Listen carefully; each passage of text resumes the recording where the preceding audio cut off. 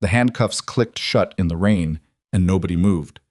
40 people stood outside the gas station on Route 9 watching Officer Dale Pruitt press Emily Voss face first against the hood of his cruiser, her cheek flat against cold metal, her scrubs soaked through in the November downpour. A retired teacher covered her mouth. A truck driver stopped filming only when Pruitt pointed at him. "You think your little stethoscope protects you," Pruitt said into her ear, loud enough for the crowd to hear. "It doesn't." Emily didn't cry. She didn't beg. She turned her head just enough to look him in the eye and said, very quietly, "You have no idea what you just did." Nobody laughed, not even Pruitt, though he pretended to. Before you go any further, if this story already has your heart pounding, hit subscribe and stay with me all the way to the end. Drop a like and leave a comment telling me what city or country you're watching from. I want to see how far this story travels. Now let's go back to where this all started. Emily Voss had worked the emergency department at Harlow Ridge Medical Center for 3 years, and in that time she had learned 2 things about small towns. Everyone assumed they knew you, and almost no one actually did.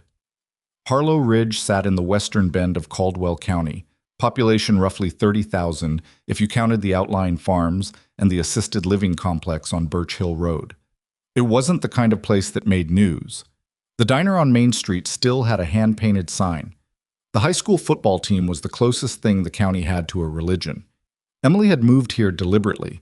She had wanted somewhere quiet, somewhere that asked nothing of her except to show up and do the work. She rented a 2-bedroom house on Sycamore Lane with a broken porch step she kept meaning to fix, drove a 2009 Subaru with a cracked rear bumper, and bought her groceries at the same store every Thursday evening. She kept her head down. She clocked in early, clocked out late, and never talked about the years before Harlow Ridge. Most of her co-workers assumed she'd gone to a state nursing school and worked her way up through regional hospitals. Her supervisor, Donna Caldwell, thought Emily was shy. The charge nurse on days, Marcus Webb, described her as competent but a little cold. She was not cold. She was careful. There's a difference, and most people never learn it until it's too late. The night everything began was a Tuesday in November, and Emily had just finished a double shift. 11 hours in the ER, which had included a 4-car pileup on Route 9 that brought in 7 patients at once, 2 of whom she'd helped stabilize before the attending physician arrived. She was exhausted in the deep, specific way that had nothing to do with sleep, that kind of tired that sat in the chest and behind the eyes and made the drive home feel 10 miles longer than it was. She stopped at the Route 9 Fuel and Go just outside town to get gas and a cup of coffee strong enough to matter. The lot was lit with harsh fluorescence and half empty at 9:15 on a weeknight. 2 other cars at the pumps, a pickup idling near the air machine. She was standing at the pump, watching the numbers scroll, when she heard it. Raised voices from the side of the building. She didn't move toward them immediately. That instinct, to assess before acting, was one that had taken years to build, and years more to keep from fading. She listened. She heard a man's voice, sharp and authoritative. Then a younger voice, frightened. Then the unmistakable sound of someone being shoved against a hard surface. She walked around the corner of the building. A county sheriff's cruiser was parked at an angle with its lights off, which was already wrong. Officer Dale Pruitt, she recognized him. Harlow Ridge was small enough that you recognized the law enforcement, had a young man, maybe 19, pressed against the cinder block wall. The kid was wearing a fast food uniform, a paper hat still somehow on his head, a bag of groceries split open at his feet, eggs broken, bread crushed. "I told you twice," Pruitt was saying. "Where'd you get the money?" I work at..." "Shut up. I'm asking where you got the cash in your wallet." Pruitt had the kid's wrist yanked up behind his back at an angle that would cause pain before it caused damage. The kid's face was turned sideways, cheek against the brick. Emily stepped forward. "Hey." Pruitt turned. He was a big man, built like someone who'd played offensive line 20 years ago and had let the muscle soften without fully disappearing. He had a way of standing that was meant to make space feel smaller. He looked at Emily's scrubs, then at her face, then back at the kid. "Keep walking, sweetheart." "Let him go," Emily said. "You've got no probable cause. He's not under arrest." Pruitt released the kid's wrist but stepped toward Emily. "You want to tell me how to do my job? That what's happening here?" "I want you to let that young man pick up his groceries and go home." She kept her voice level. Not warm, not cold, flat and clear, the way you spoke to someone whose escalation you were trying to interrupt. He works at Ridgeway Chicken. He cashed his paycheck. That's where the money came from. She had no idea if that was true. But she had seen his uniform, and she was betting Pruitt hadn't looked carefully enough to think it through. Pruitt looked at the kid. The kid nodded too fast. That's right. I just got paid. Get out of here, Pruitt said, and the kid didn't wait. He left the broken groceries and was halfway across the parking lot before the words finished landing. Pruitt turned back to Emily. You interfered with a law enforcement investigation. You were harassing a teenager in a parking lot, she said. That's not an investigation. His jaw shifted. She recognized the expression. Not anger yet, something earlier than anger. Embarrassment converting into something that needed an outlet. She had seen it before. She knew what usually came next, and she still didn't step back. I'm going to need your name and ID, he said. She gave them. She had nothing to hide. She didn't know yet that he'd already decided what he was going to do with the information. By the time the second cruiser arrived, called in by Pruitt as backup for what he logged as interference with a law enforcement stop, there were 6 people watching from the gas station lot. The retired teacher, Ellen Marsh, had come outside to see what the commotion was. The truck driver, a man named Gordon Fell, had his phone up. 2 teenagers at the pumps were very still. Pruitt told Emily she was being detained for questioning. On what grounds, she said. Obstruction. I identified myself, I stated my concern, and I didn't touch you or the minor you were questioning. That's not obstruction. Ma'am, I need you to turn around and put your hands on the vehicle. She looked at him for a moment. She ran a calculation, not of whether she could stop this, but of what the right response was. She knew what she could do. She also knew this was not the moment for it. She turned around and put her hands on the hood of the cruiser. The metal was cold through her palms. The rain had started by then, a light spit that would become a downpour within minutes, and she stood there and let Pruitt put the cuffs on while Ellen Marsh made a sound behind her hand and Gordon Fell kept filming. You have no idea what you just did, she said. Pruitt snorted. Yeah, I'm real scared of the nurse. The second officer, a younger man named Hayden Boyle, who looked like he hadn't been out of training very long, stood to the side and didn't make eye contact with Emily. She noticed that. She cataloged it. Boyle looked uncomfortable, and uncomfortable people sometimes made different choices later. They put her in the back of Pruitt's cruiser. The door closed and the rain came down.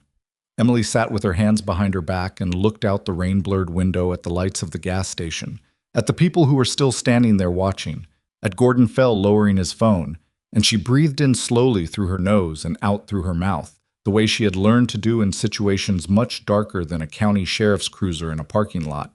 She thought about what had to happen next. There was a protocol. She had never expected to use it, but she knew it existed the way you know where the fire exits are. Not because you plan to need them, but because knowing is part of how you stay prepared. The protocol was not complicated. It required only that she be unreachable for a period of time outside her established contact window, or that she initiate a specific sequence through her emergency contact number. The number rang to a line she had maintained for 7 years, through 2 address changes and the deliberate construction of a very different life. Because the people on the other end of that line had told her she could never fully close that door. Not after what she had done. Not after the places she had been. She had thought for a long time that was just something they said. The Harlow Ridge Sheriff's Department was a flat brick building 3 blocks from the county courthouse. It smelled like old coffee and carpet that had been wet too many times. Emily was processed, photographed, printed, everything logged with the particular bureaucratic indifference of an institution that did not expect to be questioned, and placed in a holding room with a table, 2 chairs, and a camera in the corner. Pruitt came in 20 minutes later. He had a cup of coffee for himself and nothing for her. So, he said, setting the cup down and dropping into the chair across from her. Emily Voss, 34, ER nurse at Harlow Ridge Medical. You live on Sycamore Lane, drive a Subaru with about 120,000 miles on it. No priors, not even a parking ticket. He spread his hands like this proved something. You just couldn't leave it alone. You were hurting a kid who hadn't done anything. I was questioning a known associate of... He stopped. Of who? She said. He picked up his coffee. Doesn't matter. It matters for the report. Which associate? What's the kid's name? Was he actually in the system? She watched his face. You didn't run him. You saw a young man you didn't recognize with cash in his wallet, and you decided he needed to answer for it. I've been doing this job for 16 years. I'm sure you have. Don't, he said, his voice dropping. Don't what? Look at me like that. She hadn't thought she was looking at him any particular way, but she understood what he meant. She had been in rooms with men like Pruitt before. Not cops, but the same category of person. Men whose authority had never once been genuinely challenged, who had built their identity entirely around the assumption that no one in the room would push back. When someone pushed back anyway, it registered on their face as something close to personal offense. I'd like to make a phone call, she said. You'll get your call. I'd like to make it now. He stood up, took his coffee, and left the room without answering. She sat in the silence and thought through the timing. She had missed her check-in window by now. That alone wouldn't trigger anything. She missed it occasionally. Life happened. But she had been logged into the county system under her full legal name, and that name was attached to a record that most databases couldn't access. Most. Not all. There was a classification tier that the County Sheriff's Department of Caldwell County, a jurisdiction with a total of 11 officers, would not have had the clearance to understand even if they'd stumbled across it. She had not stumbled into this life. She had chosen every step of it, including the step away from it, and the people she had left behind understood that. They had let her go. But letting someone go was different from erasing what they'd done, and 7 years was not long enough for the record to close. She folded her hands on the table and waited. Outside, she heard Pruitt in the hallway, talking to someone. His voice was lower now, less certain. She heard the word processing. She heard the word tomorrow. She heard him say, "It's nothing. It's a nurse who got in my face. It'll be handled by morning." Handled by morning. She almost smiled. Around 11 o'clock, the energy in the building changed. It was subtle, a shift in the ambient sounds that most people would not have noticed and could not have named. Emily noticed it. The radio traffic in the outer office changed frequency and tone. She heard a door open that she hadn't heard open before. She heard unfamiliar voices, more than one, speaking in clipped, efficient sentences she couldn't make out through the wall. 15 minutes later, the door to the holding room opened, and it was not Pruitt. It was a woman Emily didn't recognize. Mid-40s, steel gray blazer, the kind of flat-heeled shoes you wore when you needed to move fast and look professional at the same time. She had a badge on a lanyard that she didn't flash, which meant she wasn't trying to establish authority the normal way. "Emily Voss," she said. "Yes. I'm Special Agent Renata Osei, Federal Investigative Bureau, Regional Division." She set a folder on the table but didn't open it. "I need to ask you some questions about tonight's incident, and I need you to understand before I start that this conversation is being recorded, and that I am here at the formal request of an office that outranks this county department by several tiers." Emily looked at her. "Whose request?" Osei sat down. She opened the folder, looked at one page, and closed it again. "Before I answer that, are you injured?" "No." "Were you subjected to any treatment beyond the standard detention procedure?" "No." Pruitt was unpleasant. He wasn't violent. Osei nodded slowly. "Good." She laced her fingers together on the table. "Ms. Voss, and I want to make sure I'm addressing you correctly, Sergeant Voss, do you have a preference?" The room was very quiet. Emily said nothing for a moment. "Emily is fine," she said finally. Osei looked at her with an expression that was professional and opaque, and somehow also very human. "Emily," she paused. "Your name appeared in a database query generated by this department's detention processing system approximately 2 hours ago.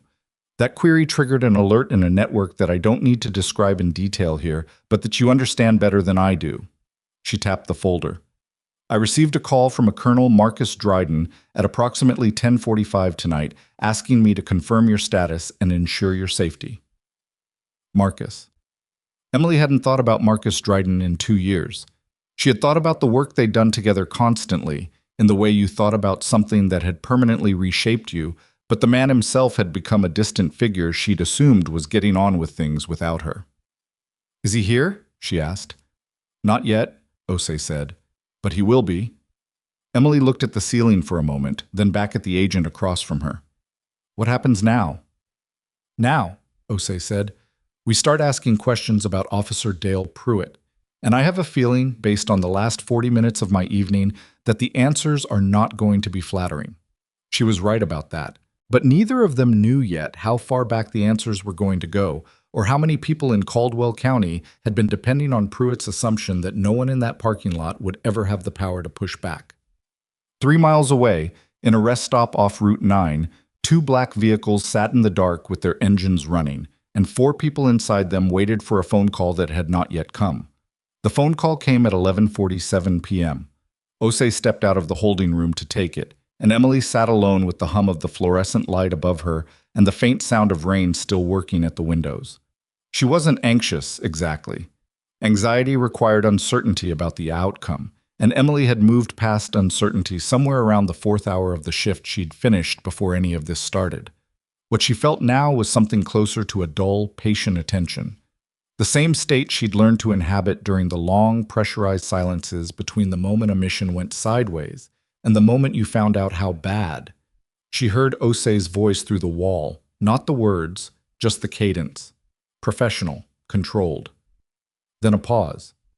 Then something that changed the rhythm slightly, and Emily recognized that shift too.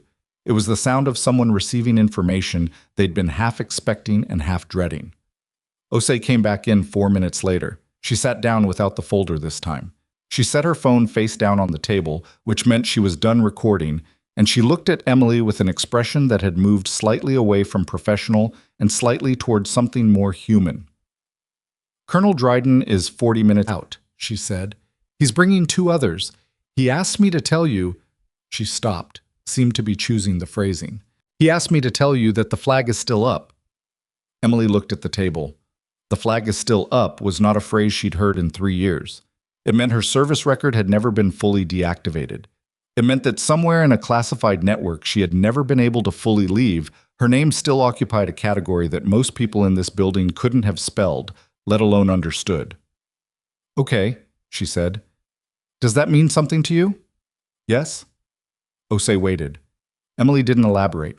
After a moment, the agent nodded and let it go, which told Emily something about her, that she was smart enough to know when she'd reached the edge of what someone was going to give her.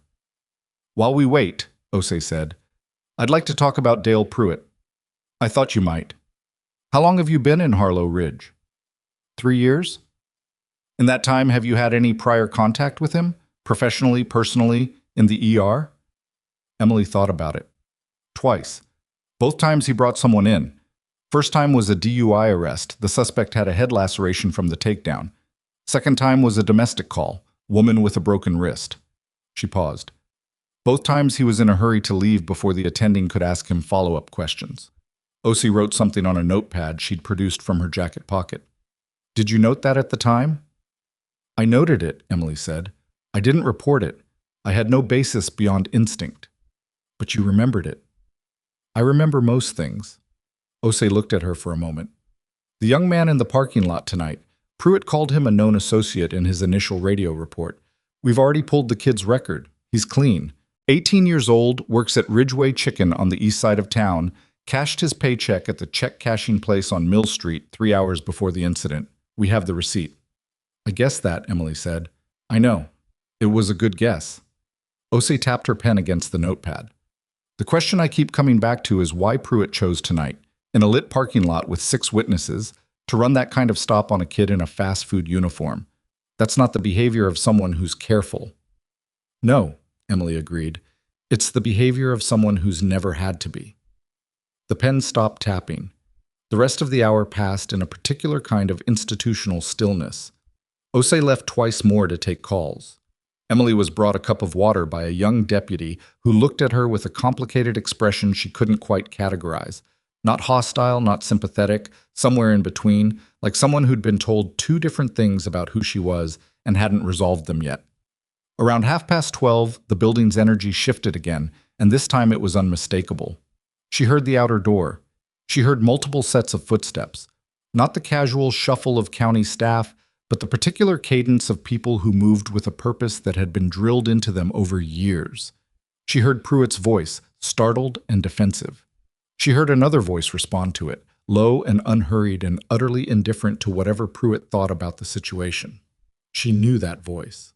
The door opened and Marcus Dryden walked in, and for a moment she just looked at him the way you looked at someone who existed in your memory at a specific age, and then showed up in person having aged in ways you hadn't accounted for.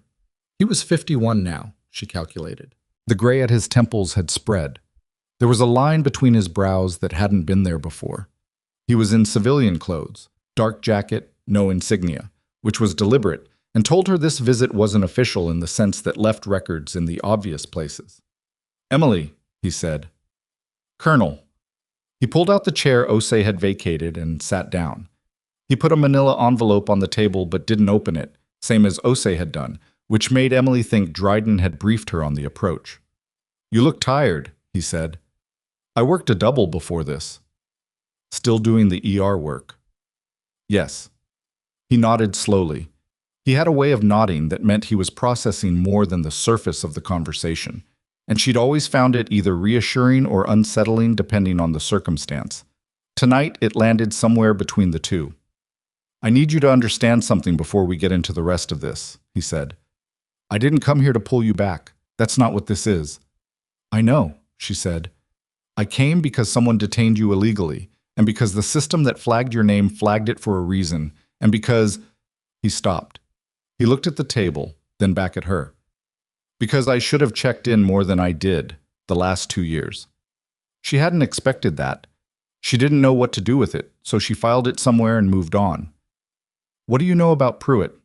He opened the envelope. What came out was not a single sheet but a collection. Printed pages, some with redaction marks, some without. He spread 3 of them in front of her and let her read. Dale Pruitt had been with the Caldwell County Sheriff's Department for 16 years, as he'd told her. What he hadn't mentioned, and what the department's internal records apparently hadn't surfaced in any external review, was that he'd had 4 complaints filed against him in that time. 2 had been dismissed by the department's own review board within 30 days of filing. 1 had been settled quietly. The complainant, a 22-year-old woman who'd been detained during a traffic stop, had signed something and the file had been sealed. The 4th complaint was still nominally open but had been inactive for 14 months. The names on the complaints were not names Emily recognized, but 2 of them had the same physical description as the kid in the parking lot tonight. Young, male, the fast food uniform category of person that Pruitt apparently treated as presumptively suspicious.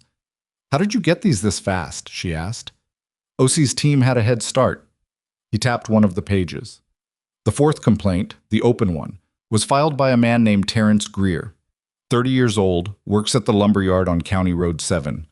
Pruitt stopped him 11 months ago, claimed he matched a description, detained him for 2 hours in the back of his cruiser, and then released him without charges. Greer tried to file a complaint and was told by the duty sergeant, a man named Fowler, who is Pruitt's brother-in-law, that his statement wasn't sufficient. Emily set the page down. "Fowler is the duty sergeant who processed me tonight." Dryden looked at her. "Yes." She sat with that for a moment. The brother-in-law angle explained the particular confidence Pruitt had shown in the parking lot, the absence of the careful energy that a cop who feared consequences carried. He had never feared consequences. There was someone inside the building whose job was to make sure he didn't have to. "What happens now?" she asked. The second time she'd said that tonight, and she still wasn't sure she wanted the answer to be the same. "Now," Dryden said, "we go talk to Pruitt." "He's here?" "He's been here. Osei asked him to stay for follow-up questioning 2 hours ago. He's been sitting in the break room eating vending machine crackers under the impression that this is a courtesy interview that ends with an apology." Emily looked at him. "Is it?" Something crossed Dryden's face, not quite a smile. "No." The break room was down the hall from the holding room, and Emily was not brought to it. That was deliberate. She understood without being told that her presence in the room with Pruitt at this stage would have complicated the conversation in ways that weren't useful. Instead, she was moved to a different space, the deputy's office at the end of the hall, a small room with a cluttered desk and a window that showed the wet parking lot, and Osei sat with her while Dryden handled the other room. But the walls in the Caldwell County Sheriff's Department were not built for privacy, and the building had settled over its 30 years into a particular acoustic quality that meant you could hear, if you were paying attention, the general shape of a conversation happening 2 doors down. She heard Pruitt's voice first, assured, slightly put upon. The tone of a man who had decided this was an inconvenience he'd be done with by morning. Then she heard Dryden's voice, and she couldn't make out the words, but she could make out the effect. The way the air in the building seemed to change pressure. The way Pruitt's voice went from assured to something else within about 90 seconds. Osei was watching her. "He doesn't know yet," Emily said. It wasn't a question. "He knew your name came back flagged," Osei said. "He doesn't know what the flag means." "When did you tell Dryden about the flag?" "He already knew. The alert went to his network before it came to me. He was moving before I made my first call." She paused. "How long were you in?" Emily looked at the window. 8 years? Combat deployment? Some.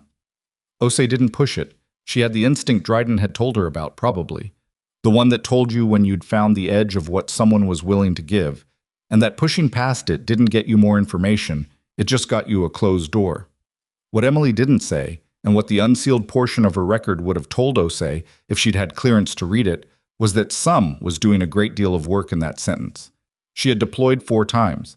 3 of those deployments had taken her into environments where the standard operating procedure for a field medic had been suspended because the environment itself didn't allow for standard operating procedure. She had worked in conditions where the nearest surgical facility was 3 hours away, and the patient in front of her had 30 minutes. She had made decisions in those conditions that she had never discussed with anyone outside of the debrief room, and the debrief records were in a tier of classification that the Caldwell County Sheriff's Department couldn't have accessed with a federal warrant and a crowbar. She had come to Harlow Ridge to be a nurse, to do clean, clear work in a building with functional equipment and a chain of command that made sense, to save lives in a context where the protocols existed and were followed and the outcome could be documented and reviewed and learned from.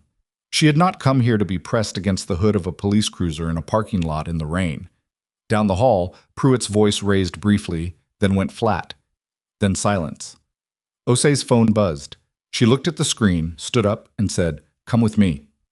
The hallway was narrow, and the fluorescent lights gave everything the quality of a photograph taken without enough contrast. 3 people were standing outside the break room door. Dryden, a younger man Emily didn't know in civilian clothes, and Fowler, the duty sergeant, who looked like someone had recently told him his floor was about to fall out from under him. Fowler was in his 50s. He had a thick neck, and the particular posture of a man who had held institutional power so long he'd stopped remembering that it could be taken. He looked at Emily when she came into the hallway, and she saw him run the calculation she'd watched men run 100 times. Nurse, scrubs, small, alone. And she saw the calculation return the wrong answer because he was working with incomplete information. "What is she doing out of holding?" he said. "She was never in holding," Dryden said. "She was a witness being interviewed in a separate space. She was never charged." Pruitt filed a report that has, as of 40 minutes ago, been flagged for review by the Federal Investigative Bureau. Dryden's voice had not changed in volume or temperature. It was the kind of voice that didn't need to. "Sergeant Fowler, I need to ask you some questions about the complaint filed by Terrence Greer 11 months ago." Fowler went very still. I'm not answering questions without the department attorney present." "That's your right," Dryden said. "Agent Osei will explain the next steps to you." He turned away from Fowler with the particular efficiency of someone who had decided the conversation was over, which was more damning than any direct confrontation would have been, and he looked at Emily. "Walk with me," he said. They went to the far end of the hall, where a fire door opened onto a covered concrete stoop. The rain had eased to a mist. Dryden pushed the door open and they stood in the damp cold outside, and he let the quiet sit for a moment before he said anything. "He had 4 other stops," Dryden said, "in the past 18 months. We've only had time to pull 2 in detail, but the pattern is consistent. Young men, mostly under 25, pulled over or stopped in parking lots late at night, questioned about money or possessions, always released without charges, always after enough time had passed that anything that happened in the interim was impossible to verify." Emily stared at the wet pavement. He was looking for cash. That's what it looks like. Informal taxation. Take the cash, release the person, no arrest, no record, no way to file a complaint that doesn't go straight to his brother-in-law. How many people did they shake down? We don't know yet. The ones who tried to complain are documented. The ones who didn't, he spread his hands. That's what the investigation is going to try to establish. The mist settled on Emily's forearms. She was still in her scrubs, still had a hospital ID clipped to her collar, still smelled faintly of the ER antiseptic that always took 3 hand washings to fully clear. She thought about the kid in the parking lot, the split eggs on the concrete, the paper hat still on his head. The kid tonight, she said. His name. Wyatt Sims. He's been contacted. He's agreed to speak with Osei tomorrow morning. She nodded. She was thinking about how many other Wyatt Simses there were. People who'd handed over whatever they had and gone home and said nothing because they'd known, correctly, that nothing would happen if they did. You stopped it tonight, Dryden said. I didn't stop anything. I just refused to keep walking. He looked at her sideways. That's what stopping it looks like most of the time. She didn't answer that. She felt something complicated happening in her chest, something she didn't want to examine in a doorway at 1 a.m. in the rain, and she let it pass. What happens to me? She said. Procedurally. Pruitt's report gets pulled. Your record here is clean. You're released tonight with a written statement from Agent Osei confirming the detention was unlawful. He paused. And there's something else. It came through while Osei was talking to you. I've been sitting on it for an hour trying to figure out the right moment. She looked at him. He reached into the inside pocket of his jacket and took out a single folded page. He held it without opening it. There's been a request, he said. Not an order. I want to be very clear about that. You finished your service, you've built something here, and no one is going to take that away from you. But a request came through from the Warfield Regional Medical Corps Command about a program they're building. Trauma training for field medics. 8 weeks, civilian consultant basis, no deployment, no commitment beyond the program itself. He held out the page. I told them I'd pass it along. She didn't take the paper yet. Why now? She said. Because your name came through a system tonight, and when it did, 3 different people in 3 different departments asked the same question. He let the page hang in the air between them, which was, why is she in an ER in Harlow Ridge and not somewhere her training matters more? Emily thought about Donna Caldwell calling her shy. She thought about Marcus Webb saying she was competent but cold. She thought about the 4-car pileup earlier that night and the 2 patients she'd kept stable before the attending arrived, and the particular specific satisfaction of knowing, with absolute precision, what to do next. She took the paper. She didn't unfold it. She held it at her side and looked at the mist over the parking lot and said, I'm not making any decisions tonight. I know. I have patients tomorrow. I have a shift at 6. I know that too. She folded the paper once more and put it in the pocket of her scrubs, and they stood there for another minute in the quiet. And then Dryden's phone rang and he answered it, and his expression shifted into something sharp and focused that she recognized immediately. What? He said. Then, when? Then he looked at Emily. The look on his face was not alarming exactly, but it was the look of someone who had just received information that changed the shape of the next several hours in ways that had not been planned for, and she had seen that look enough times to know that whatever came next was not going to be simple. He lowered the phone. Terrence Greer, he said, the man who filed the 4th complaint, the one that Fowler buried. What about him? He's at Harlow Ridge Medical Center. He came in 40 minutes ago. Dryden's jaw was tight. He says he was contacted tonight after we arrived here, after word got around that someone was asking questions about Pruitt. He says someone called him and told him if he talked to the feds, he was going to regret it. Emily felt something cold move through her that had nothing to do with the mist. Is he hurt? Not yet. He came in as a precaution, but he's scared, and he's asking... Dryden stopped. He looked at her with an expression she couldn't fully read. He's asking if there's a nurse there named Emily Voss. He said someone told him, he wouldn't say who, that she was the one who started this tonight, and he wants to talk to her. The mist fell around them. Somewhere in the building behind them, she could hear Fowler's raised voice, and then Osei's voice cutting through it, even and deliberate and impossible to argue with. The rain was picking back up. Across the lot, the 2 black vehicles sat where they'd been all night, patient and dark, waiting for whatever came next. Emily looked at the paper in her pocket. She looked at the parking lot.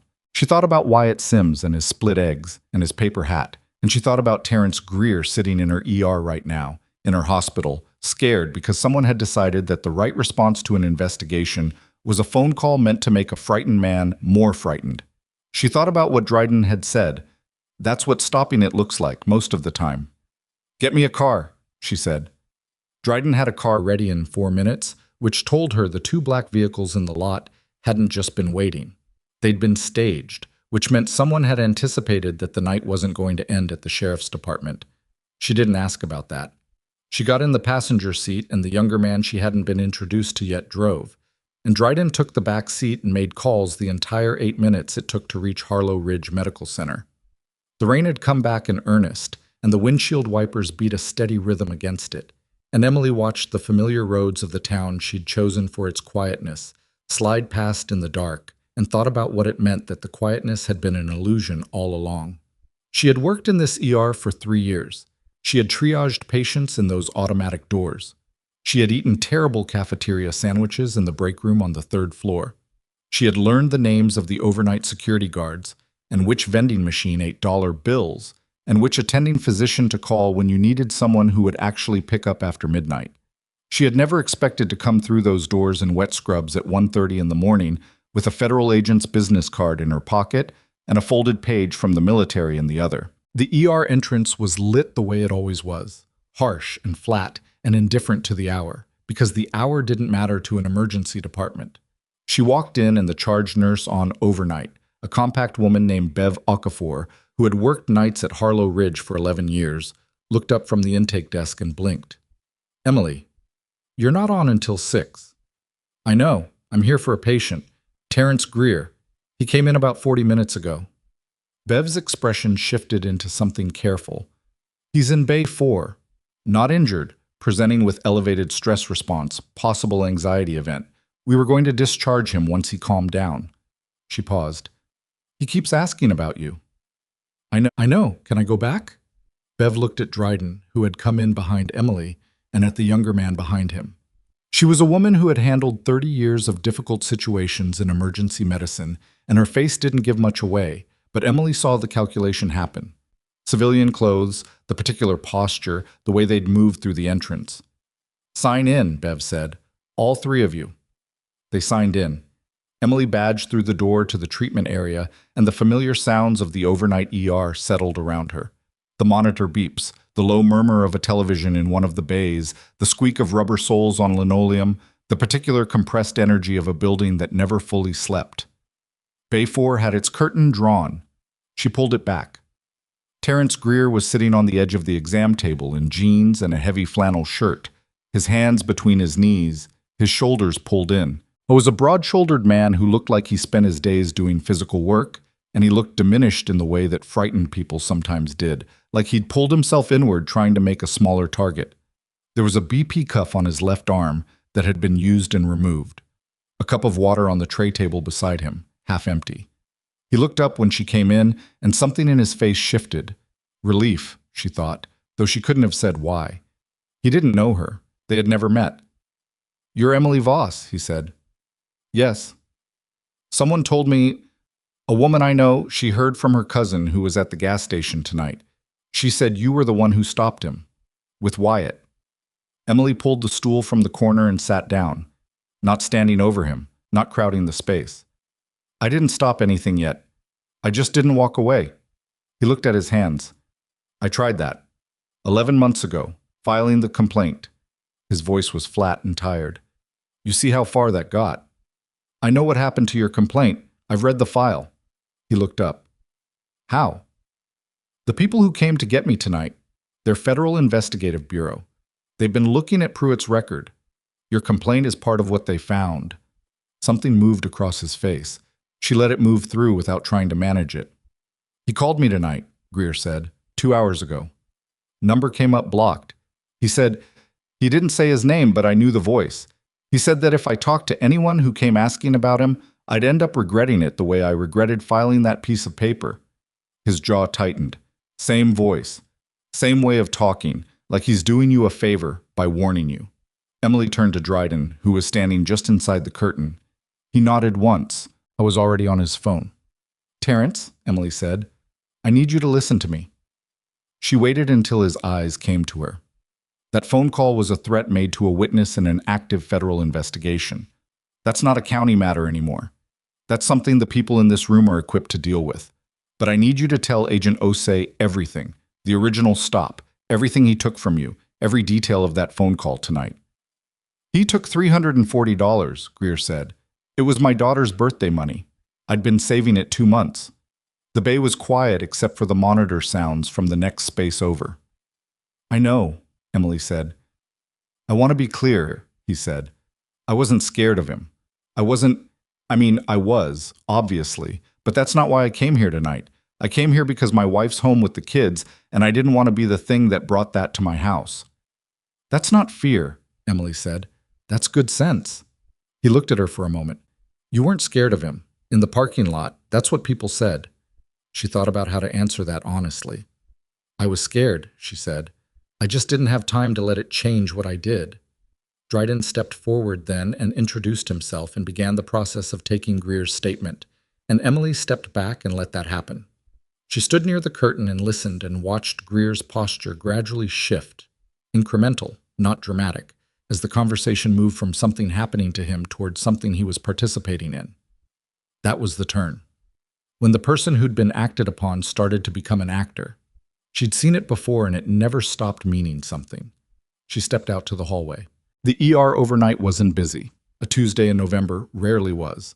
But there were 3 other bays occupied, and the nurses' station had the particular low-level tension of people managing multiple things at once, without quite enough staff.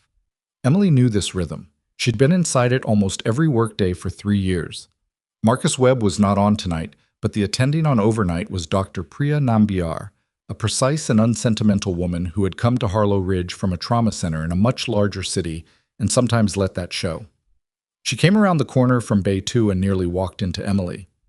You're not scheduled, Nambiar said. I know. I'm here as a witness in something.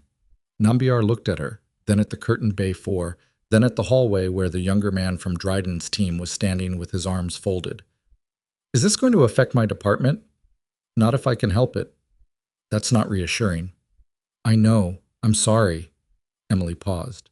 The patient in 4, he's stable? Elevated heart rate, elevated BP, no cardiac indicators. Classic acute stress response. He's fine physically. Nambiar lowered her voice. He was very specific that he didn't want to speak to any law enforcement that came through those doors. He kept saying county. He was fine with federal. The distinction matters, Emily said. Nambiar looked at her with the expression of a person who had come to work expecting a quiet Tuesday night and was revising that expectation in real time. Is there anything I need to prepare for? Emily thought about that carefully. Maybe. I don't know yet. It wasn't the answer Nambiar wanted, but it was the honest one, and Nambiar was a physician. She understood the value of accurate information over comfortable imprecision. She nodded and went back to Bay 2. Emily stood in the hallway and thought. The phone call to Greer had been made after Dryden and Osei arrived at the sheriff's department. That meant someone had communicated the federal presence to Pruitt or Fowler or both within a very short window. It meant the network of people protecting Pruitt was larger than 2 men inside a county building. It meant there was at least one more person who'd received information tonight and passed it along. She pulled out her own phone. No missed calls, which was both expected and slightly strange. She'd been detained and released and brought to the hospital where she worked at 2 in the morning, and her supervisor, Donna Caldwell, who had Emily's emergency contact on file, had not called. That could mean nothing. Donna might not have been notified. Or it could mean something. She put the phone away. Dryden came out of Bay 4 or 15 minutes later. His expression was controlled, but she could read the subsurface of it. The tight set of his mouth, the way he moved through the space like something had shifted in the calculation. He's going to cooperate fully, Dryden said. He has texts. 11 months ago, after he filed the complaint, he received 3 text messages from a number that traced back to a prepaid phone. He kept them, showed them to Fowler at the time, and Fowler told him they weren't usable. Fowler told him the texts weren't usable, Emily said slowly. He told Greer that threatening texts from an anonymous number didn't constitute actionable evidence, and that pursuing it would just make things worse for him. Dryden's jaw shifted. Fowler knew about the texts. He buried those too. The weight of it settled between them in the hallway. How many people are we looking at? Emily asked. At minimum, Pruitt and Fowler. Potentially a third. Someone with access to the department's intake system who could tell them when Greer's complaint was logged. and what it said. He glanced toward the nurse's station. "We need a secure space. I need to get my second team in here and set up a working base. The sheriff's department is compromised." "The hospital has a conference room on the second floor, administrative wing. It's empty at night." He looked at her. "Can you get us in?" "I work here," she said. She got them in. The second floor administrative conference room was beige and had a whiteboard and a long table and 8 chairs and a coffee maker that produced something technically describable as coffee. Dryden's second team, 2 more people who arrived within 20 minutes in a vehicle Emily hadn't seen before, set up laptops and a portable encrypted communications unit that took up one end of the table. Emily sat at the other end with a cup of the technical coffee and watched the room become something different from what it usually was. By 3 in the morning, the shape of what Pruitt and Fowler had built over 16 years had begun to emerge in documented form on the whiteboard. It was not elegant, it was not sophisticated. It was the particular kind of corruption that grew in small jurisdictions where everyone knew everyone, and institutional accountability was a courtesy extended selectively, where a sergeant who handled internal complaints happened to be the brother-in-law of the officer generating the complaints, where the internal review board met quarterly and was chaired by the department director who had worked with Pruitt for 14 of his 16 years. 11 confirmed stops in 18 months. Of those, 7 had resulted in cash being handed over and no further action. Estimated total, somewhere between $4,000 and $6,000. Not a large number by any standard except the one that mattered, which was that it had been taken from people who couldn't afford to lose it and who had no recourse because the recourse was controlled by the people taking it. The 12th stop had been Emily Voss, and she had not handed over anything. She was looking at the whiteboard when Osei came in at 3:45, still in the gray blazer, looking like a person running on competence and caffeine. "Pruitt's attorney arrived at the department," Osei said. "He's formally non-cooperative as of 40 minutes ago. Fowler asked for a union repee. We expected both." She set a tablet on the table and turned it toward Dryden. "What we didn't expect was this." Emily looked at the tablet from across the table. It showed a document, scanned, not digital native, the kind of thing that had been physical paper before someone ran it through a copier. "Department internal memo," Osei said, "dated 14 months ago, which puts it just after the Greer complaint was filed. It's a recommendation from the internal review board to the department director. It recommends that Pruitt be issued a formal written warning for conduct unbecoming and placed on a 6-month supervision period." Dryden's expression didn't change, which means the review board did find something. Enough to recommend action. The director never implemented it. The memo was filed and the recommendation was declined without documentation of why. She tapped the tablet. "We found this in Greer's file. Fowler apparently scanned it and attached it to Greer's sealed complaint. We think by accident." The room was quiet.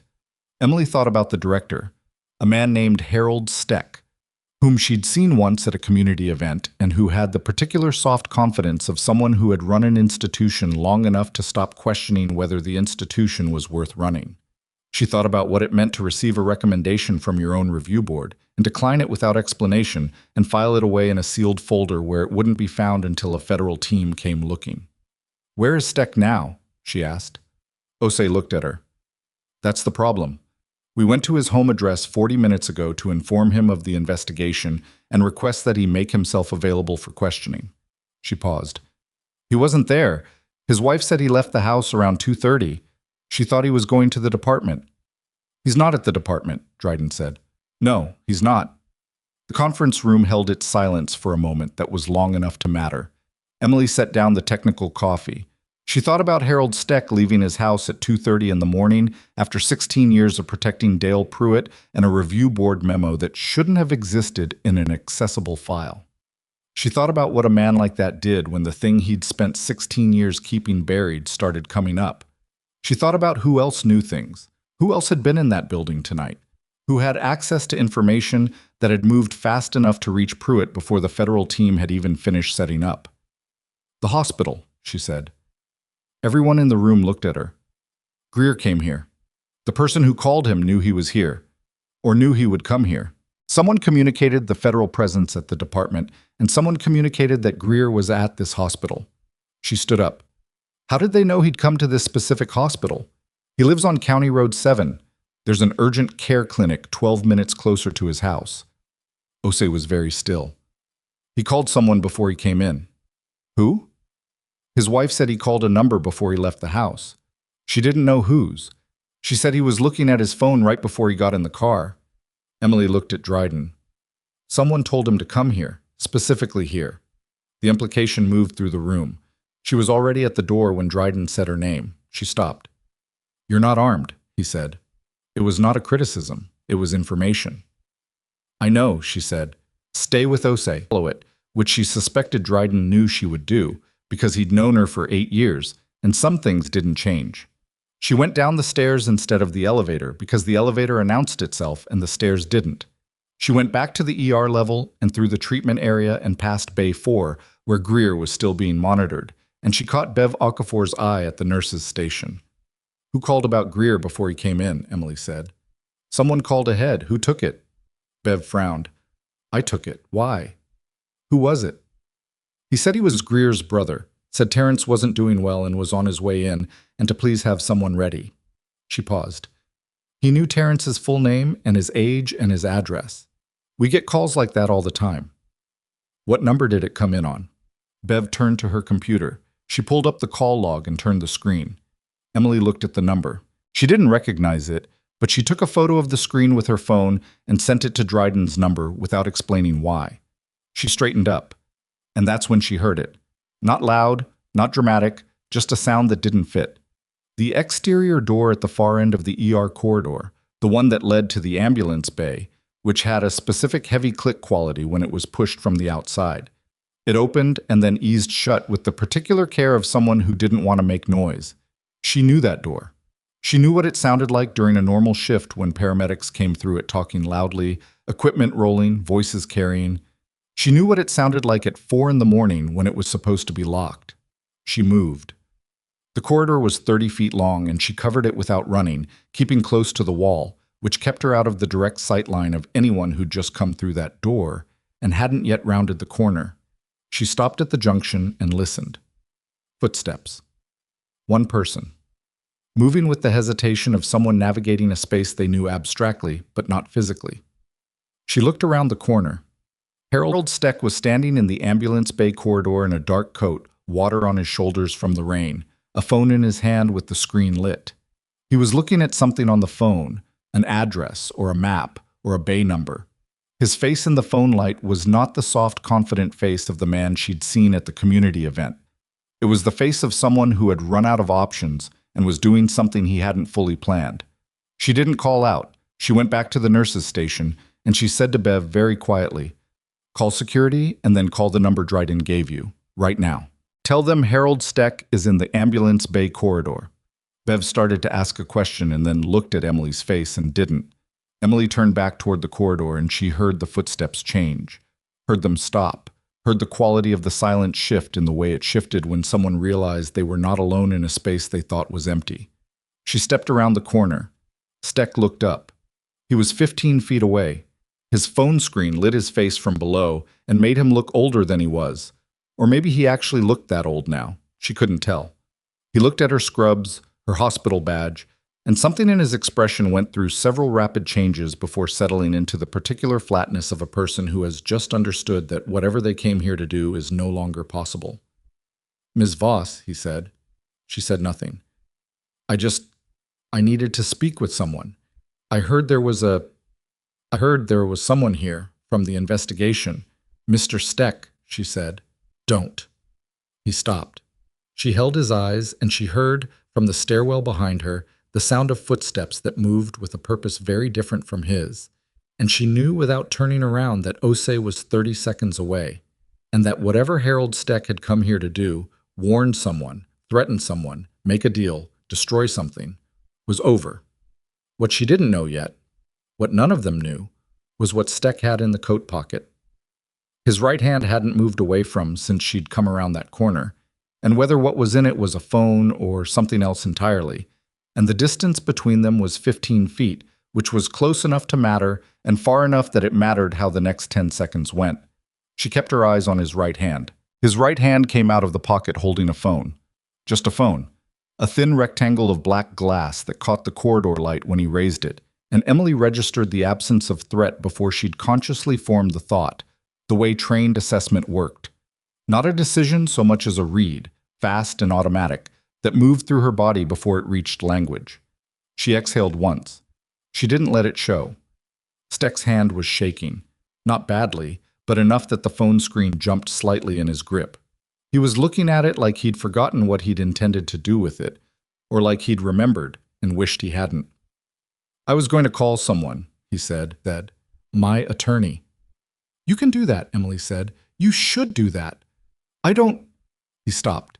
His hand went to his mouth, then dropped. "I don't know how this got here." She could have said several things to that. She chose not to say any of them.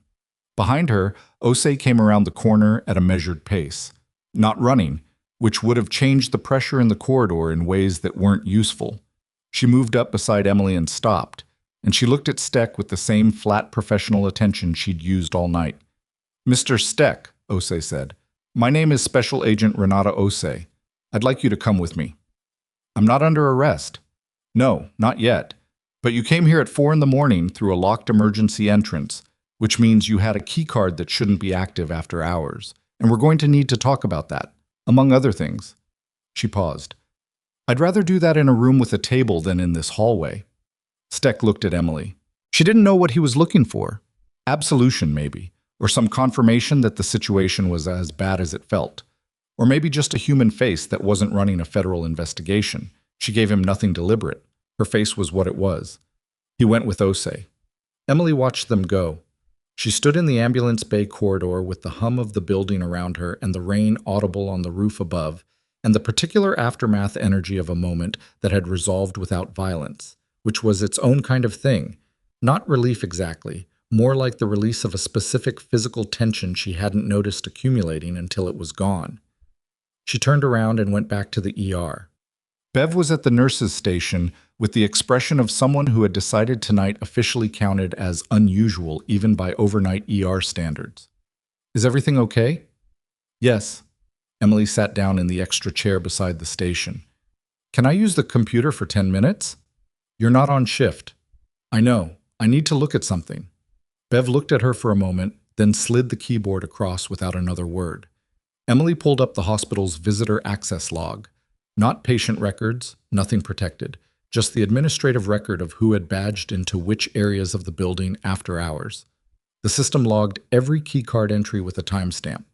Harold Steck's card had been used to enter the ambulance bay access door at 4:06 a.m. It had also been used, she found when she scrolled back, at 2:19 a.m. Before Greer had arrived, before any of the night's events had reached the hospital. She looked at the 2:19 entry for a long moment. He hadn't just come here in response to tonight, he'd been here earlier. And the 2:19 entry was not the ambulance bay. It was the second-floor administrative wing. She sent a screenshot to Dryden's number. His response came back in 40 seconds. "I see it. Stay put." She didn't stay put. She went upstairs. The second-floor administrative wing at 4 in the morning had the particular quality of institutional spaces at off hours. The hum of the HVAC, the motion sensor lights clicking on as she moved through the corridor, the sense of a building operating on a reduced version of itself. She went to the conference room where Dryden's team had set up and knocked twice before opening the door. Dryden was on a call. He held up one finger without looking at her and continued talking, low, clipped sentences that she caught enough of to understand he was coordinating with someone outside the building. His second team had the whiteboards covered now, printed documents pinned alongside handwritten notes. The visual infrastructure of an investigation that had moved from preliminary to active somewhere in the last 2 hours. She looked at the whiteboard while she waited. The name at the top that hadn't been there before was Steck's. Below it, connected by lines that the team had drawn in the last hour, were 4 other names. 3 she recognized as Caldwell County institutional figures, a county commissioner, a local magistrate who handled arraignments, and the director of the county's public defender office, which struck her as particularly bleak. One name she didn't recognize, a woman named Sylvia Crane, listed with the notation Harlow Ridge Medical, admin. She looked at that name for a long time. Dryden finished his call. He came to stand beside her and looked at where her eyes were. "Crane," he said. "She's the hospital's director of administrative operations. She's been here 14 years. Her keycard access covers the entire facility." "Steck came here at 2:19 this morning," Emily said. Before Greer arrived, he came to the administrative wing. I know, we're pulling the camera footage now. He crossed his arms. My working theory, and it's a theory, we're still building the documentation, is that Crane has been Steck's conduit into the hospital for some period of time. The hospital sits at the center of a lot of county functions: indigent care billing, court-ordered evaluations, public defender medical consultations. If you want to know when certain people come through the system, the hospital is a useful place to have a contact. Emily felt something cold move through her that wasn't entirely about Steck or Crane. It was about the 14 years.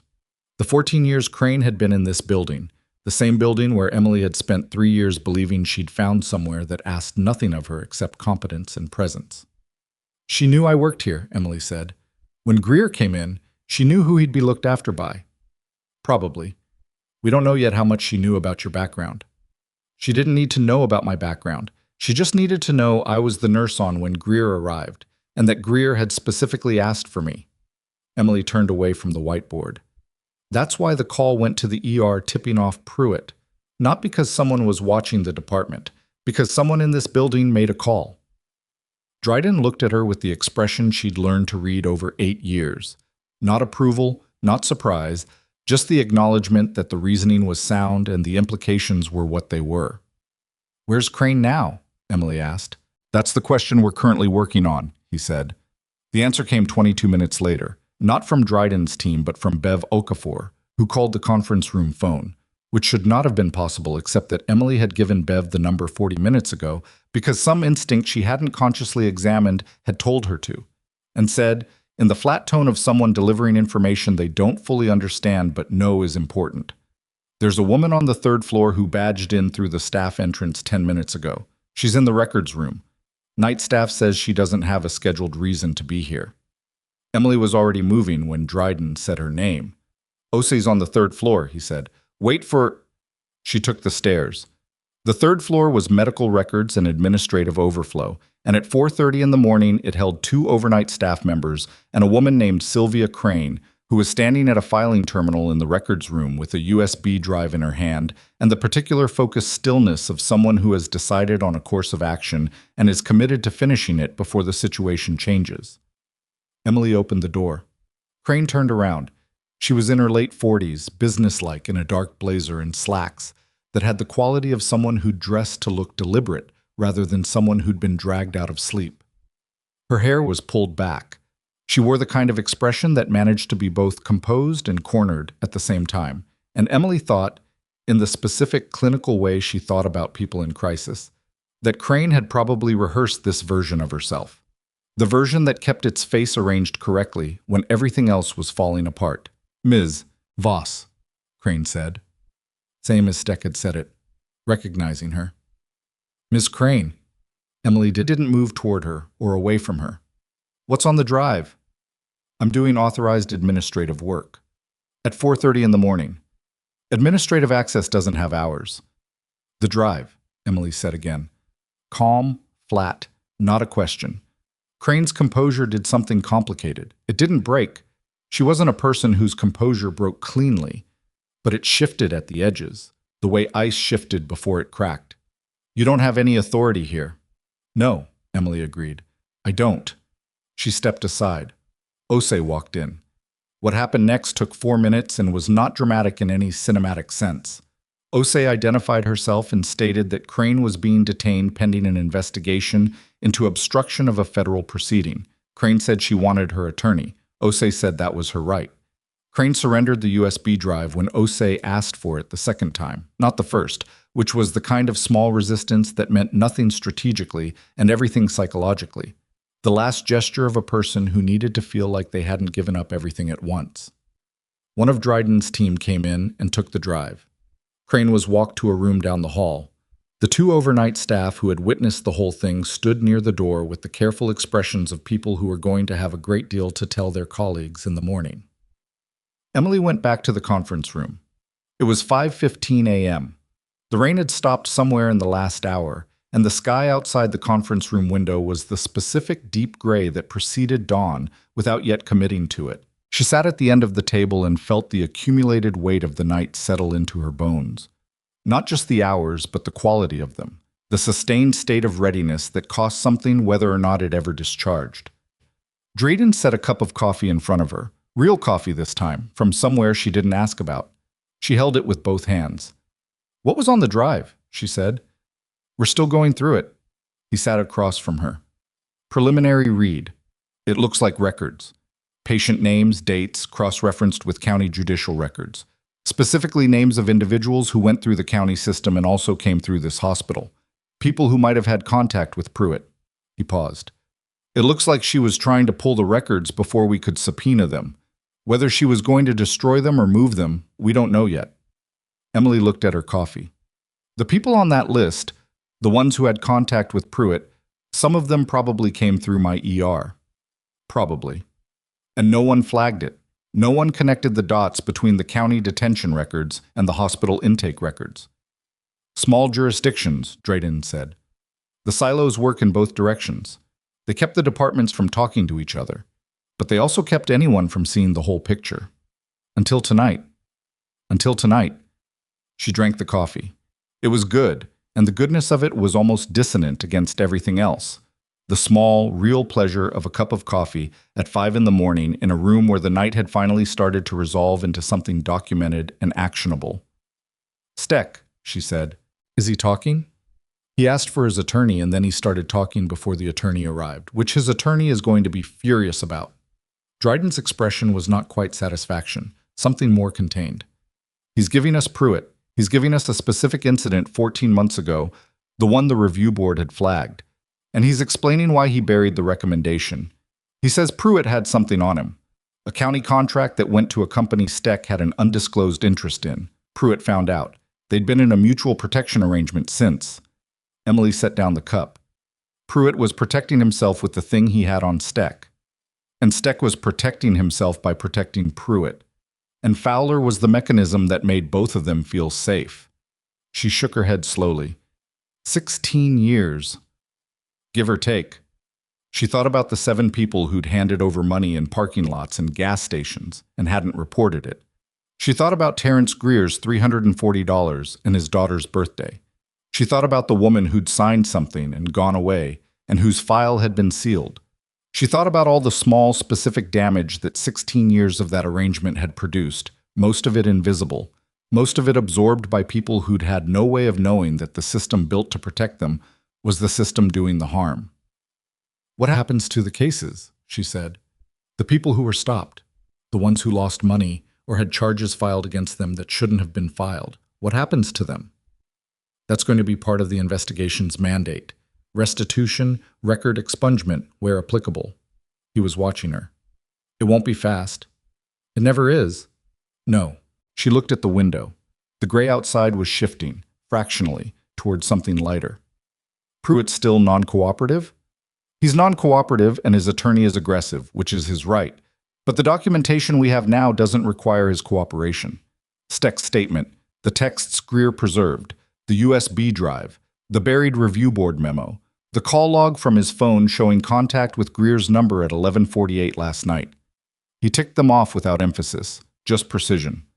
"We have what we need to move forward regardless of what Pruitt says or doesn't say." She nodded. There was something clarifying about that, about a situation where the truth no longer required the person who generated it to acknowledge it. The evidence existed independent of Dale Pruitt's willingness to look at it. At 6:15, as the day shift began to arrive at Harlow Ridge Medical Center and the overnight ER staff started handing off to the morning team, Osei came into the conference room and set a single page on the table in front of Emily. "This came through from Regional Command 20 minutes ago," she said. "It's a formal notification. You should read it." Emily picked it up. It was addressed to her by name, full legal name, Emily Jean Voss, and it was on federal letterhead with a classification header that she recognized from a different period of her life. It was brief, 4 paragraphs. The first paragraph acknowledged her presence and cooperation in an active federal investigation into misconduct within the Caldwell County Sheriff's Department.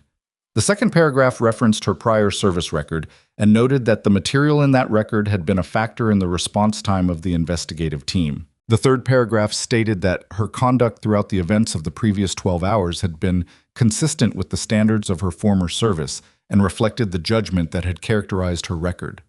The fourth paragraph was 3 sentences. The events of November 12th in Caldwell County are expected to result in formal charges against multiple individuals and the restructuring of the county department's oversight mechanisms.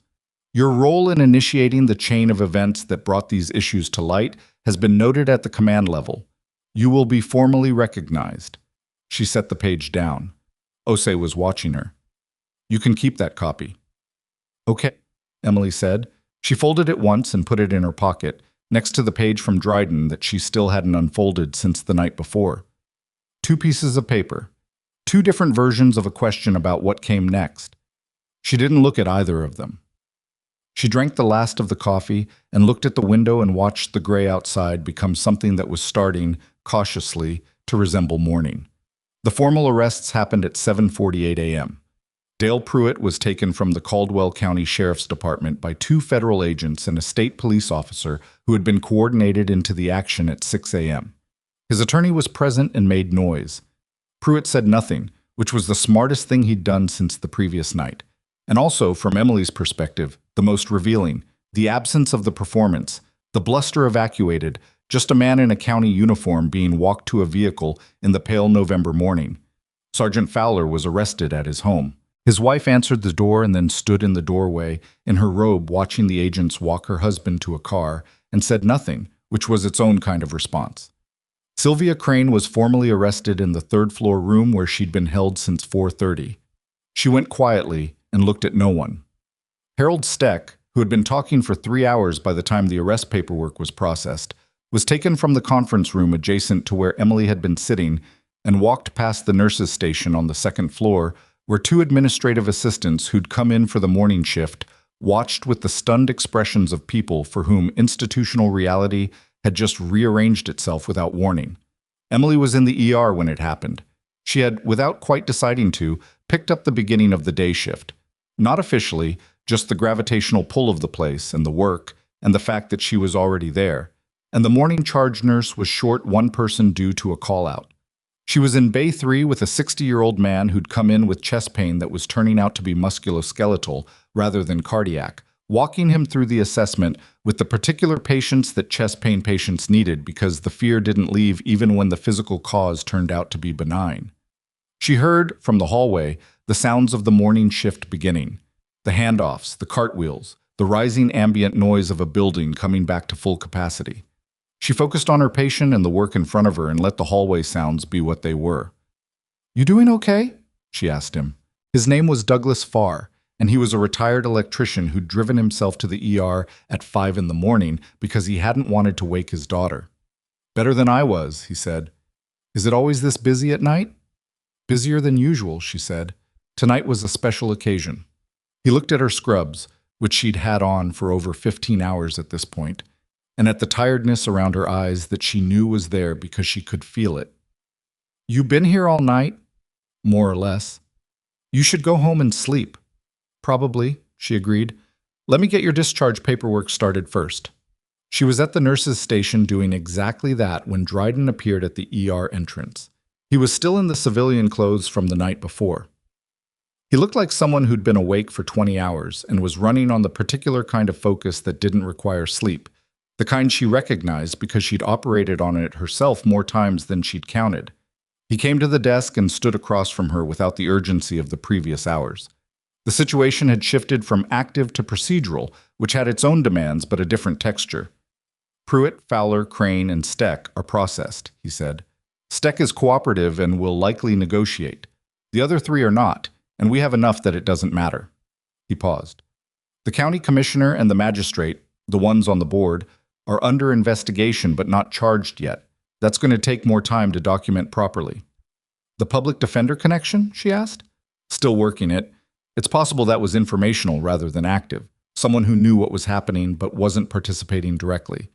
But the fact that they knew is its own problem." Emily initialed the discharge form. "What about the people Pruitt stopped, the 7 who didn't report it?" "OC's team is going to attempt to contact all of them individually. It'll be voluntary. No one's required to come forward. But the investigation's mandate includes the restitution piece, and we need the statements to make it complete." He set his hands flat on the desk. Wyatt Sims, the kid from last night. He's already confirmed he'll speak to Osei this morning.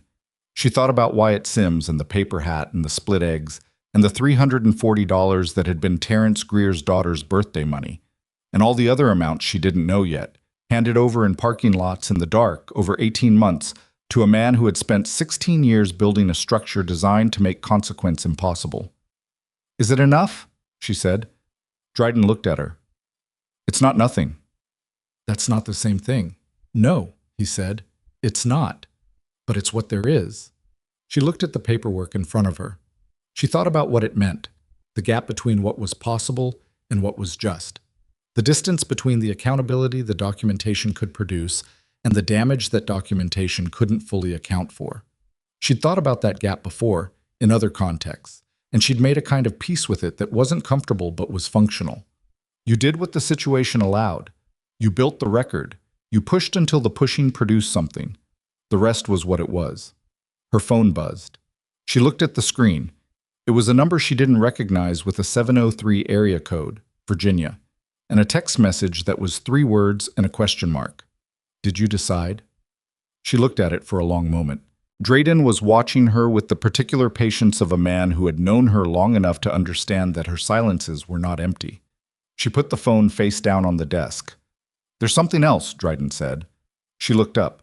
He produced a second envelope from his jacket, different from the one the night before, thicker, with a seal on the back that she recognized, and that meant a different tier of origin than the first page had indicated. He set it on the desk between them. "This came through Regional Command at 6 this morning," he said. "Before the arrests. I've been carrying it since then, trying to figure out the right moment."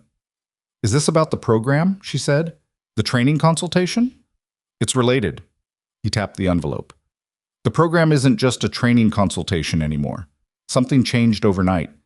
The events here, the way the response came together, the way the timeline worked, someone at command noticed, and they noticed specifically the role your identification in the database played in the response speed. If your name hadn't been flagged, if the alert hadn't gone to Dryden's network, this investigation would have started tomorrow at the earliest. Greer might not have had anyone to call. Crane might have moved those records." Emily looked at the envelope. "They're not asking you to come back," he said carefully. "What they're asking is different, more specific." He paused. "There's a gap in the civilian-military interface at the county and municipal level. A structural gap where federal oversight doesn't reach fast enough when local institutional corruption is involved. What happened here tonight exposed it clearly. Someone at command wants to build something that closes that gap." He tapped the envelope again. "And they want to know if you'd be willing to help design it." She looked at him. "Design what exactly?" "A protocol. A framework. Something that creates a faster pathway between civilian healthcare workers who encounter institutional abuse and the federal level that has the authority to act on it." He spread his hands. "You spent 8 years in environments where you had to build that pathway in real time, under conditions that didn't allow for planning. They think that experience is exactly what the framework needs." She was quiet for a moment. "How long?" she said. "They're thinking 18 months. Based in regional offices, some travel. Civilian consultant status throughout. You keep your nursing license active. You're not re-enlisted. You're not under command authority." He met her eyes. "You could come back here when it's done." She looked at the sealed envelope. She thought about the folded page in her pocket. She thought about Douglas Farr telling her to go home and sleep. She thought about Wyatt Sims and his paper hat and Terrence Greer sitting on an exam table with his shoulders pulled in, and she thought about what Dryden had said the night before. That's what stopping it looks like most of the time. And she thought about the gap between what was possible and what was just, and whether there was anything she could do that would make that gap, in some specific and measurable way, smaller. She reached out and picked up the envelope. She didn't open it. She turned it over in her hands once, feeling the weight of it, heavier than it should have been for what it probably contained, which was a letter and maybe 2 pages of summary documentation. The weight was in what the envelope represented, not what was inside it, and she knew that and held it anyway. She set it back on the desk. "I need to finish this discharge paperwork," she said. Dryden said, "I know. And then I need to go home and sleep for 6 hours." "That's reasonable." "And then," she said, "I'll open it." She looked at him. He looked at her. Something passed between them that didn't require language. The shorthand of people who had worked in difficult places and understood that decisions made in the aftermath of a long night were not always the same as the decisions you'd make with 6 hours of sleep and some distance. She turned back to the discharge form. She initialed the last box. She checked the diagnosis code. She pulled the printed sheet from the printer and clipped it to Douglas Farr's chart, and she was standing up to take it to Bay 3 when her pager, the hospital pager, the one clipped to her scrub pocket that she'd worn for 3 years, went off. She looked at the code on the screen. Bay 6. Trauma alert. Multi-vehicle. ETA 4 minutes. She looked at Dryden. Go, he said. She went. And she was halfway down the corridor to Bay 6, the envelope on the desk behind her and the folded pages in her pocket, and the pager still alarming in her hand, when she passed the doorway of Bay 4 and saw, through the half-open curtain, that the bed was empty. Terrence Greer had been discharged while she'd been upstairs, which was right, which was how it should go. And she kept moving, and she heard the ambulance bay door opening ahead of her with the heavy click she'd memorized in 3 years of working this corridor, and she heard voices coming through it, urgent and particular, and she pushed through the double doors and the morning air hit her face, pale November light just cresting the parking lot, and the paramedics were already pulling the gurney, and she was already reaching for gloves, and she was already talking, and for a few minutes she was only that. Just the work, just the next thing, just the specific irreplaceable weight of a life that needed something she could give. The envelope could wait, but it waited with a different quality now than it had 24 hours ago, before any of this had happened. Before the handcuffs in the rain and the holding room and Dryden's voice through a wall, and Terrence Greer's shoulders pulled in and Steck in the corridor with a phone he wasn't sure what to do with. The envelope waited the way something waited when you had already, without quite admitting it to yourself, made up your mind. The gurney came through the doors and she moved with it, and the morning opened around her, and somewhere across town in a county building that was going to spend the next several months being taken apart and examined and rebuilt. A man who had spent 16 years believing no one in any parking lot could ever have the power to push back was sitting in a room that was no longer his and learning what it felt like when the calculation was wrong. The trauma case took 40 minutes and required everything she had. 2 vehicles, a delivery truck and a sedan, intersection of Route 9 and Caldwell Mill Road, the same stretch of road she'd driven 1,000 times. The sedan driver was a woman in her 30s named Paula Reese, who had a fractured clavicle, a deep laceration across her left forearm, and a blood pressure reading that was dropping faster than the visible injuries explained. The delivery driver was unhurt and standing in the ambulance bay in shock, repeating the same sentence about a red light to anyone who would listen. Emily worked the Reese case alongside Dr. Nambiar, who had pulled a double herself and showed it in the set of her jaw and the economy of her movements. No wasted motion, no unnecessary speech, just the specific efficiency of someone running low on reserve. They found the internal bleed on the second assessment, a splenic laceration that the initial read had missed because Paula Reese had been conscious and cooperative, and her presentation hadn't flagged the severity the way an unconscious patient's would have. "We need to move her," Emily said. Nambiar was already calling it. "Or now, get me a type and cross and 2 units of O-neg running before we transfer." Emily ran the line and held pressure and talked to Paula Reese in the calm, deliberate way she'd learned to talk to people whose bodies were doing things their minds hadn't caught up to yet. She told her what was happening without euphemism and without panic, the same way she'd have wanted someone to talk to her, with the respect of accurate information delivered at a pace a frightened person could absorb. "Am I going to be okay?" Paula asked. Her voice was thin. "We caught it," Emily said. "That's the important thing. We caught it." It wasn't a promise, but it was true, and truth delivered with steadiness did something that false reassurance couldn't. It gave people something solid to hold on to while the uncertain part resolved itself. They moved her at 7:59. Emily handed off at the OR doors and stood in the corridor after they went through, and she felt the adrenaline begin to metabolize, the slow chemical receding that always followed high acuity work. And she stood there breathing for a moment and let it happen. Bev Okafor appeared at the end of the corridor. "She's going to be okay?" "She's in good hands," Emily said, which was what you said when you didn't know yet, but you had reason to think so. She walked back to the ER and she did the paperwork, and she helped with a pediatric fever case and a man with a dislocated shoulder who was more upset about missing his morning meeting than about the dislocated shoulder.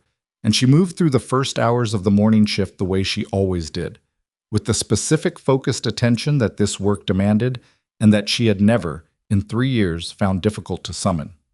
What was different was that the envelope was still on the desk in the second-floor conference room. She thought about it between cases.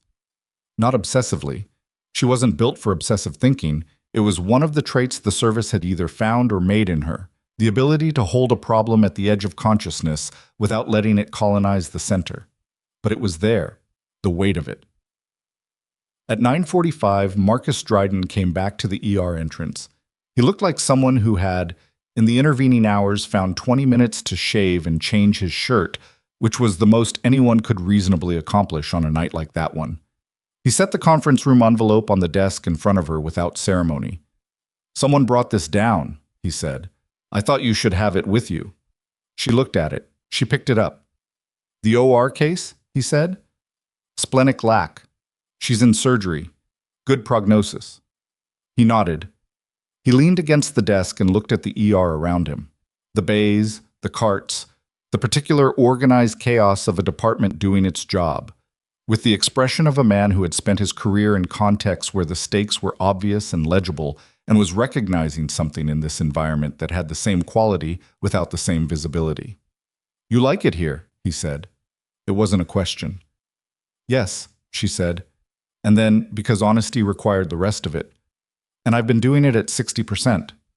He looked at her. "Not the work," she said quickly. "The work gets everything, but the rest of it, the investment, the willingness to be actually here instead of somewhere adjacent to here." She turned the envelope in her hands. "I came to Harlow Ridge because it was quiet, because it asked nothing I couldn't calculate in advance. And I told myself that was enough, and I mostly believed it. And now?" She looked at the envelope. "And now Terrence Greer asked for me specifically. A man I'd never met asked for me because he'd heard I was someone who didn't keep walking. And I don't know what to do with that except think it probably means something about whether 60% is actually acceptable." Dryden was quiet for a moment. "The framework they want you to build," he said. "It's not glamorous. It's paperwork and protocol design, and a lot of meetings with people who are resistant to changing the way things work, because the way things work has always benefited them. It's not the field. It's not this." He gestured at the ER. "But if it works, if it closes even part of that gap, then the next time someone like Pruitt builds something like what he built, there's a mechanism that catches it before 16 years pass." She looked at him. "Is that your pitch?" "That's my honest assessment. The pitch was the envelope." She almost smiled. It was the first time all night that something in her face had moved toward that, and she felt it and didn't try to stop it. "I'm going to open it at home," she said, "after I sleep." "That's fair." "And I'm going to give you an answer in 48 hours. "That's also fair." She put the envelope in her bag, which was under the desk where she'd left it 11 hours ago, and she zipped it closed. She looked at the ER, at Bev Okafor at the intake desk, at the day shift nurse she didn't know well restocking Bay 2, at the familiar geography of this place she'd chosen for its quietness, and that had turned out to be something other than what she'd chosen it for, or maybe something more. Or maybe both at once. "Go home," Dryden said. She went home. The house on Sycamore Lane looked different in the morning than it did when she usually returned from a shift, and it took her a moment to understand why. The angle of the light was wrong, too early, the shadows falling in directions she hadn't learned because she was never usually here at this hour. The broken porch step looked exactly the same as it always had, and she stood on it for an extra second the way she sometimes did. Not avoiding it exactly, but noting it, the way you noted the things you kept meaning to address. She showered. She ate half a bowl of cereal standing at the kitchen counter because sitting down felt like more of a commitment than she had energy for. She set the envelope on the kitchen table and looked at it while she ate, and then she went to bed. She slept for 7 hours, which was more than she'd planned and less than she probably needed, and she woke in the mid-afternoon to 3 missed calls, one from Donna Caldwell, her supervisor, one from a number she didn't recognize with a regional area code, and one from Osei. She called Osei back first. "How are you?" Osei said, which was not how their previous interactions had started, and indicated a shift in register that Emily noted. "Rested," Emily said. "What happened?" "Dale Pruitt made a statement this morning. Through his attorney, technically, but it amounted to a statement." Osei paused. He's contesting the federal jurisdiction, which his attorney knows is a losing argument but buys time. He's also contesting the interpretation of the stops, claiming they were within his discretionary authority and that any exchange of property was voluntary. Voluntary, Emily repeated. His word, not ours. Osei's voice was flat. The problem for him is that Steck's cooperation gives us the internal memo, which documents that the department's own review board found his conduct sufficient to warrant formal sanction. You can't simultaneously argue that a behavior was within discretionary authority and explain why your own department's internal review said it wasn't. Emily sat on the edge of the bed. How does the testimony piece work? The witnesses. Wyatt Sims gave his statement this morning. Terrence Greer is scheduled for this afternoon. We have 2 others from the preliminary contact list who've indicated they'll come in. Osei paused again. Emily. The phone call Pruitt made to Greer last night. The threat.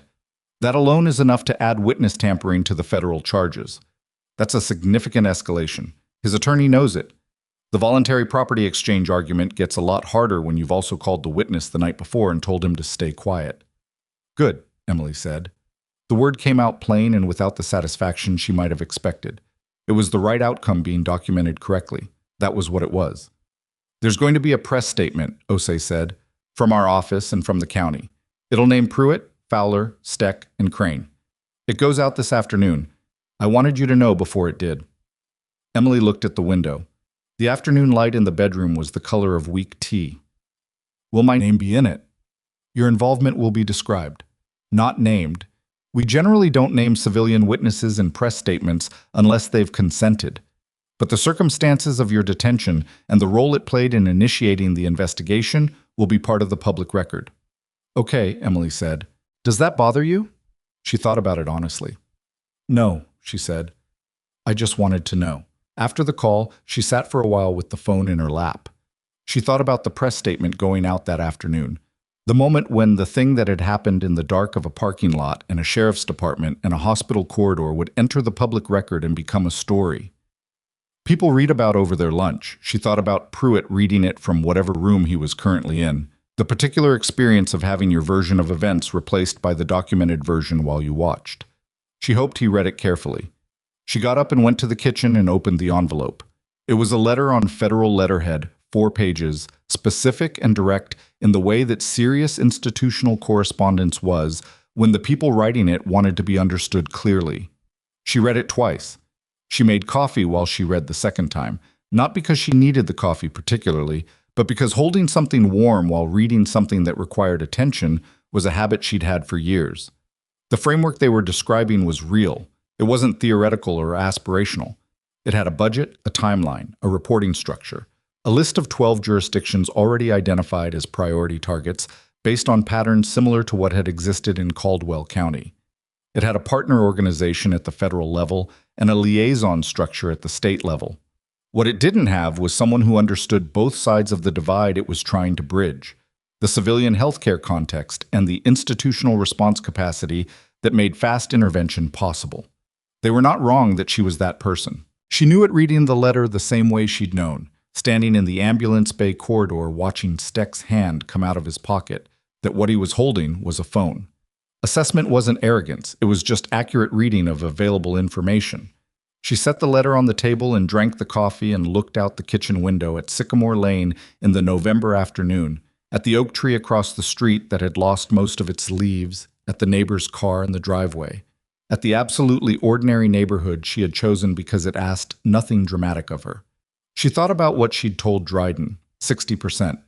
She thought about Paula Reese on the gurney asking if she was going to be okay, and what it had meant to be able to say, we caught it with the authority of someone who actually knew. She thought about the people in the 12 jurisdictions on the priority list, people she'd never meet, who were probably right now in the specific position that Terrence Greer had been in 11 months ago, with a complaint filed and no mechanism to make it matter, with a story that was true and no structure capable of hearing it fast enough to help. She picked up her phone and called Dryden. He answered on the second ring. That was faster than 48 hours. I read it twice, she said. And? She looked at the letter on the table. I have conditions. Tell me. I keep my license active and current. Not just nominally. I want to work clinical shifts at whatever facility is nearest the regional office for the duration of the program. 1 shift a week minimum. That's negotiable. What else? The framework we build has to include a civilian advocacy component, not just the federal response mechanism, a way for people who've already been harmed by what we're trying to prevent to have documented standing in the investigation process. Greer's complaint was buried because the only place it could go was the institution that generated the harm. That can't be the architecture. Dryden was quiet for a moment. That's a significant addition to the scope. I know. It's also the part that makes the rest of it worth doing. I'll take it to command. That's not good enough, she said. I need it to be a condition of my participation, not a request. If it gets taken to command and declined, I'd rather stay in Harlow Ridge and fix the porch step. He was quiet for a longer moment this time. She heard something in the background.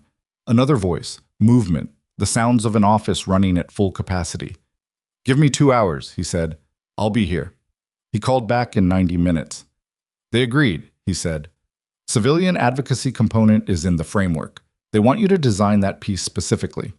She exhaled once. Okay. Okay? Yes, she said. I'll do it. The press statement went out at 4:15 p.m. that afternoon, and by 5 o'clock it had been picked up by 3 regional news outlets and a state-level investigative journalism site that had apparently been watching Caldwell County for unrelated reasons, and pivoted to cover the arrests within the hour. Emily did not read the coverage. She had enough context. She made dinner instead, pasta, something uncomplicated, the kind of meal you made when your brain needed your hands to be doing something manageable. And she ate at the kitchen table with the letter open beside her plate and went through the specifics again, making notes in the margins in the same handwriting she'd used for medical charts for 3 years. At 6:45, her phone rang. It was a number she didn't have saved, but the area code was local, and she answered. Is this Emily Voss? The voice was young, male, slightly uncertain. Yes. This is Wyatt Sims. A pause. I got your number from the federal agent. She said it would be okay to call. Emily set down the pen. Wyatt, how are you? I'm okay. I gave my statement this morning. Another pause. I don't know. I saw on the news that they arrested him, Pruitt, and I wanted to call and say that what you did in that parking lot, I was really scared. I didn't know what was going to happen, and you just showed up and didn't leave. She didn't know what to say to that. She tried to think of something that wasn't reductive and wasn't overblown and settled on the thing that was just true. I'm glad you're okay, Wyatt. I'm giving the statement as part of the investigation. The agent said it might help other people who didn't report it. It will. Yeah. He sounded like he was working out whether to say the next thing. I looked you up. There's not much, but I found out you were in the military, like actually deployed and everything. Yes. And you became a nurse. ER nurse. Yes. He stopped. That's a lot of different ways to help people. She thought about that. She thought about the 8 years and the 3 years and the letter on the table and the 12 jurisdictions and the framework she was going to spend the next 18 months building. She thought about Terrence Greer's shoulders pulling in and then gradually releasing, and Paula Reese on the gurney asking if she was going to be okay, and Dryden in the doorway saying that's what stopping it looks like, most of the time. I guess it is, she said. After she hung up, she sat for a while without doing anything in particular. The kitchen was quiet. The broken porch step was outside, same as it always was. The oak tree across the street was losing its last leaves. She picked up the pen and kept making notes. The formal charges against Dale Pruitt were filed 11 days later. Unlawful detention, abuse of official capacity, witness tampering, and 7 counts of theft by coercion, 1 for each confirmed stop where money had changed hands. His attorney filed 3 motions in the first week, all procedural, all aimed at the federal jurisdiction question, and all were denied. The preliminary hearing was set for February. Fowler was charged with obstruction of justice, falsifying official records, and accessory to coercion. The union representation he'd requested turned out to be more complicated than he'd expected. The union had a conduct clause that the abuse of official capacity charge triggered, and by the end of the second week, his representation had been reduced to a private attorney he was paying out of pocket. Steck pleaded to 2 counts in exchange for full cooperation. His attorney negotiated the terms efficiently, and Steck was efficient in fulfilling them. He gave the federal investigation everything it asked for, with the particular exhausted compliance of someone who had spent 16 years managing a secret and was discovering that the weight of not having to manage it anymore was its own complicated relief. He resigned from the director position the same day charges were filed and did not contest the resignation's terms. Sylvia Crane's case took longer to develop because her role required more documentation to establish. The USB drive had contained records she'd been planning to destroy. Patient intake records cross-referenced with county judicial records going back 8 years. Her attorney argued the records were administrative rather than investigative, but the federal team had enough context from Steck's cooperation to establish what Crane had been doing with the information, and the obstruction charge stood. She was suspended from Harlow Ridge Medical Center, pending investigation within 48 hours of her arrest, and formally terminated 6 weeks later. The hospital board convened a special session to address the termination and the circumstances surrounding it, and at that session, a motion was passed to conduct an internal review of all administrative access protocols and interdepartmental information sharing procedures. The review was going to take months and produce findings that were going to be uncomfortable for several people who had been working in the administrative wing for a long time. Donna Caldwell called Emily in the second week. It was not the call Emily had been anticipating.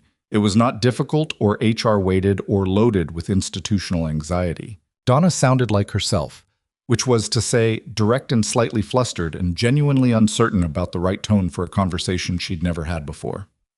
"I've been trying to figure out what to say," Donna said. "I kept starting and stopping." "You don't have to say anything specific."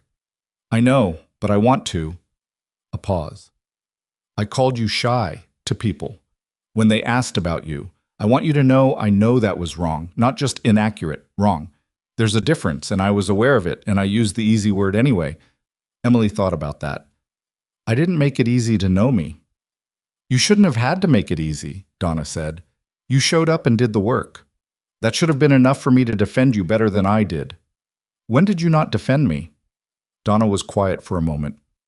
"When Crane implied, about a year ago, that you weren't a team player. I didn't push back hard enough. I noted it privately, but I didn't say what I should have said, which was that she was describing someone who was new in town and careful, not someone who wasn't a team player." Emily leaned back in her chair. The office she was sitting in was borrowed. A regional space Dryden's team was using as a staging area while the framework's permanent base was established. She'd been splitting her time between Harlow Ridge and here for the last 2 weeks, getting the preliminary architecture in place, making the first structural decisions while everything was still malleable. "It's okay, Donna," she said. "It's not entirely, but I appreciate you saying that." Another pause. "Are you coming back to the ER?" "Not full-time. I've taken a consulting position."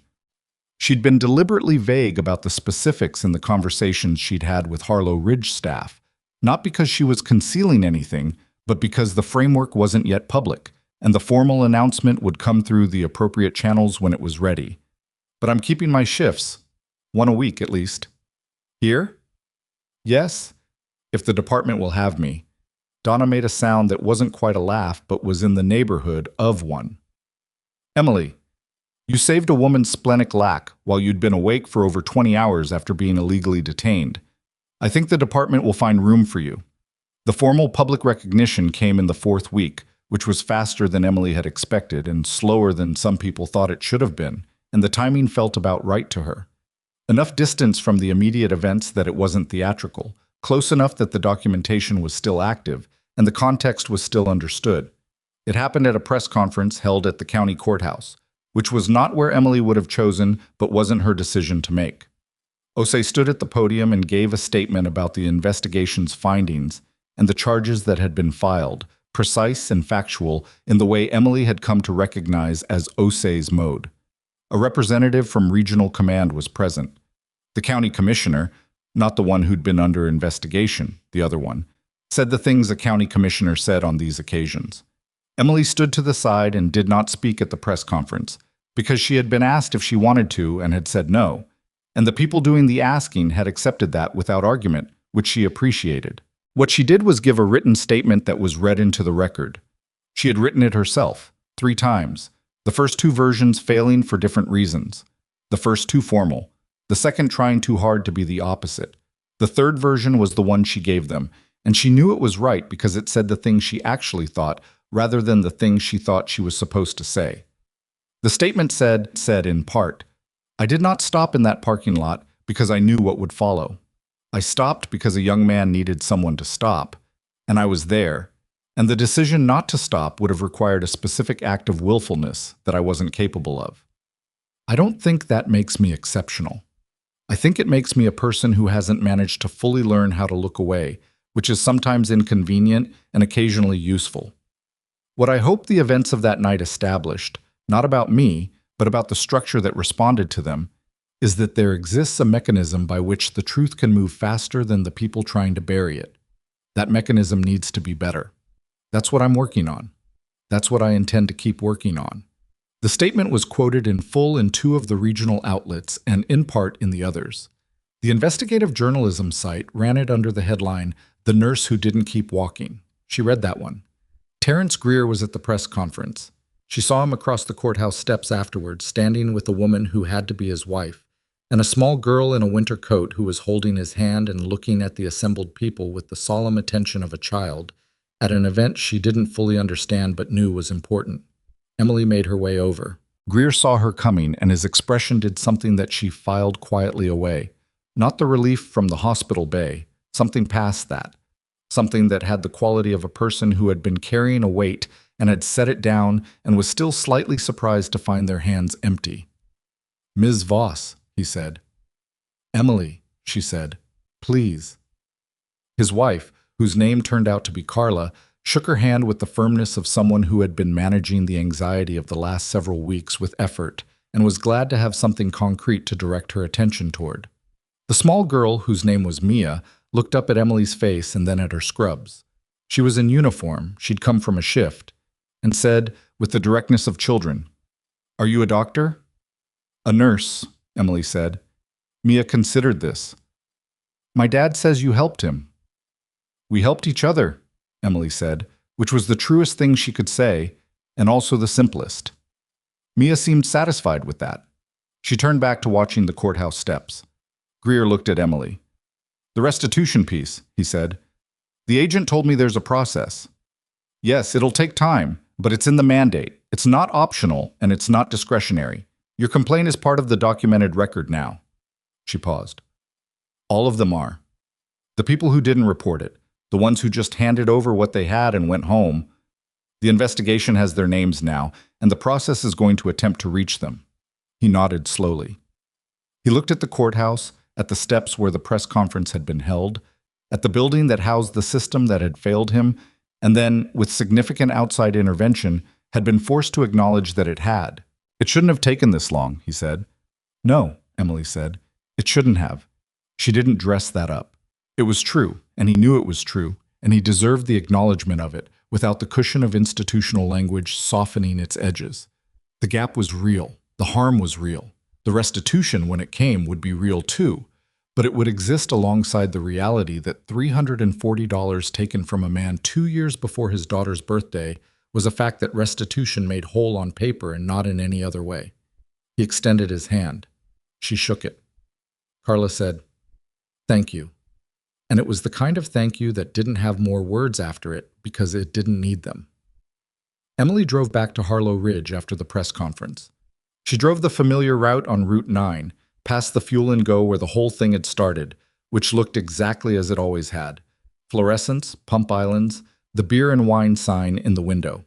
She slowed without stopping. She looked at the side of the building where the wall met the pavement. The broken eggs were long gone. The rain had taken them. She drove on. The framework was called the Civilian Interface Protocol when it was formally named, a title that was functional and not exciting, which was fine. It was a working document, not a branding exercise. Emily spent the first 3 months building the civilian advocacy component the way she built things, which was from the inside out, starting with the specific failure points she could document and working outward to the structural solutions that addressed them.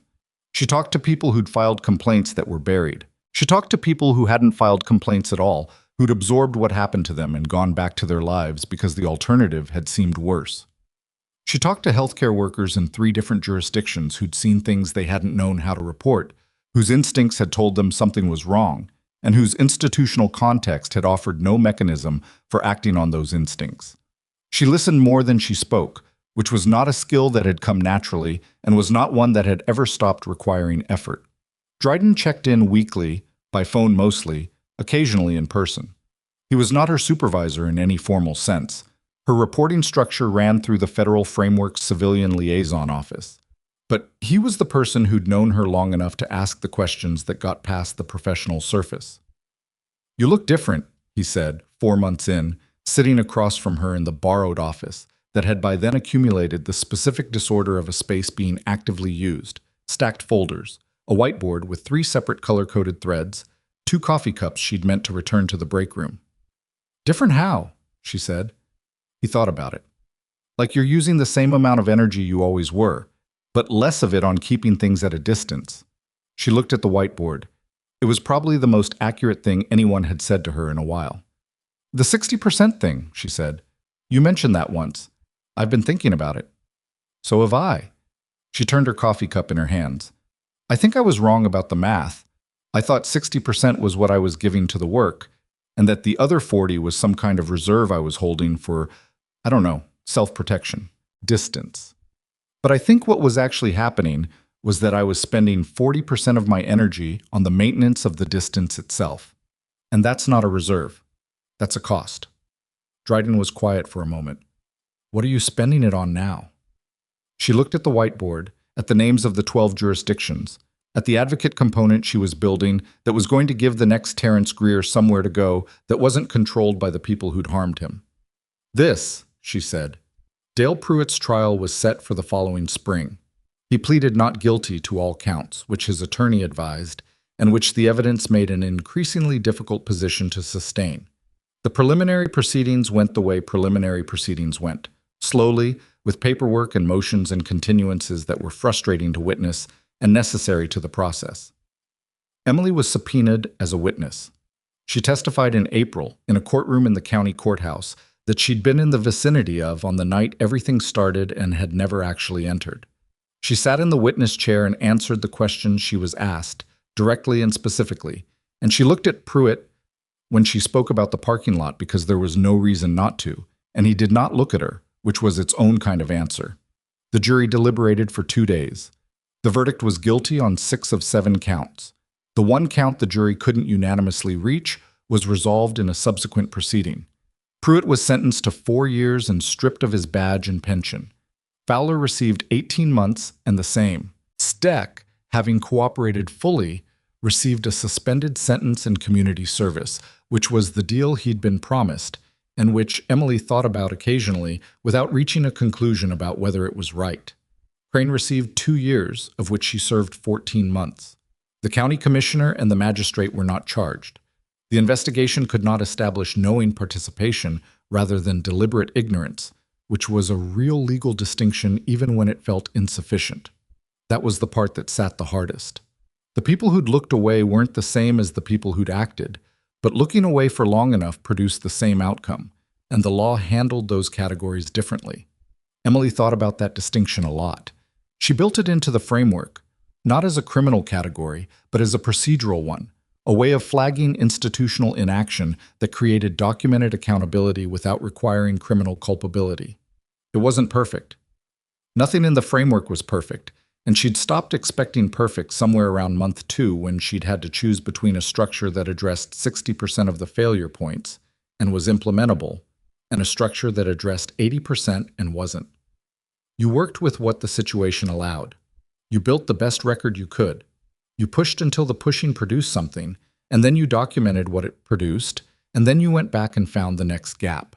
She was in the middle of reviewing the 3rd jurisdiction's pilot findings, sitting at the desk in the regional office that was hers now, real furniture, a window that showed a different November sky than the one over Harlow Ridge, same quality of light, when her phone rang. The ER at Harlow Ridge.